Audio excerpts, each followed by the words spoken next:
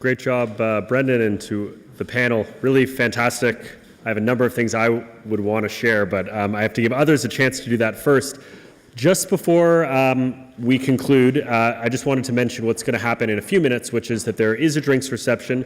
Thank you to the sponsor, AB InBev, and that will run from about 5:15 through to 6:30. So stay, mingle. The line from that Harry said, incandescent light bulb sales fell by 75%. Our job is to make inefficient buildings sales and occupancies drop by 75%, or really 100% by 2050. So just for some concluding comments, I'd like to invite up, again, Helen Clarkson, CEO of the Climate Group, and also Jennifer Gerholdt, Director of Corporate Engagement with We Mean Business. All right, good afternoon, everyone. It's a pleasure to be here. I'm Jennifer Gerholdt, and this is day 6 for me. Brand new job with We Mean Business as Director of Corporate Engagement, and my very first Climate Week. So I'm very excited to be here. And I give my regards on behalf of Nigel Topping, the CEO of We Mean Business, who wanted to be here but had other commitments. I was asked just to kind of summarize a few things that I gleaned from the session this afternoon. And I would say that if we are going to be successful in staying under this 2-degree glide path, making and achieving commitments around net zero carbon buildings is going to be absolutely critical. And regardless of the political will or lack thereof in the United States, businesses, cities, states, universities, and other players are really stepping up and ratcheting ambition and helping us to achieve progress and real momentum around addressing climate change.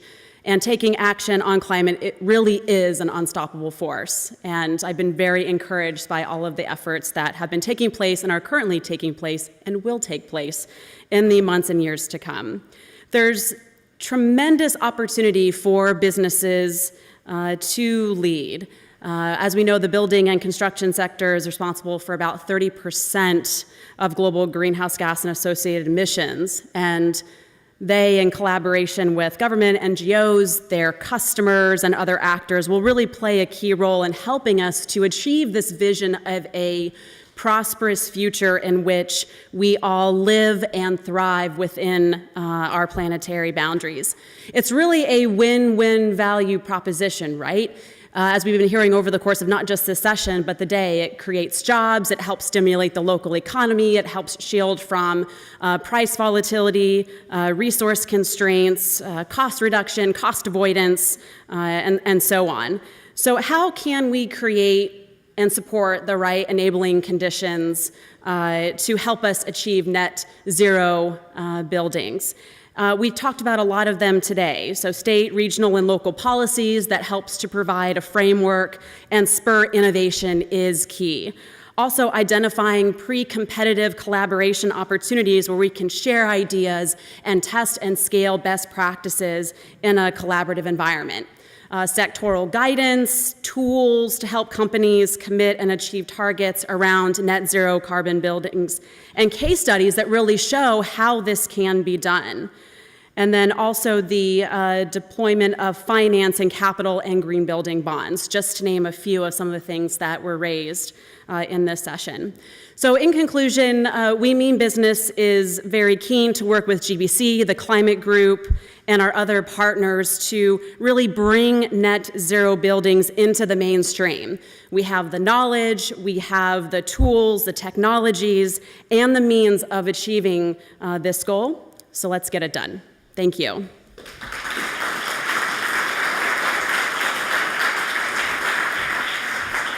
Thank you, Jennifer. And so the floor of both being told to sum up, I'm just crossing out some of my stuff, so I went, but thank you. And I just, on behalf of the Climate Group, would just really like to thank all the speakers this afternoon and the moderators for doing such a great job and really bringing out a rich discussion.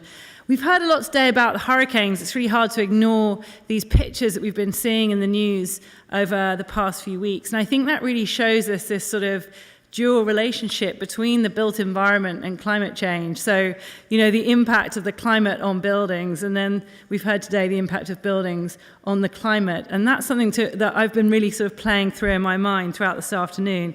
But I think my sort of aha moment was Minister Ballard's comment where he said, look, this is not a technological problem, it's a social change problem.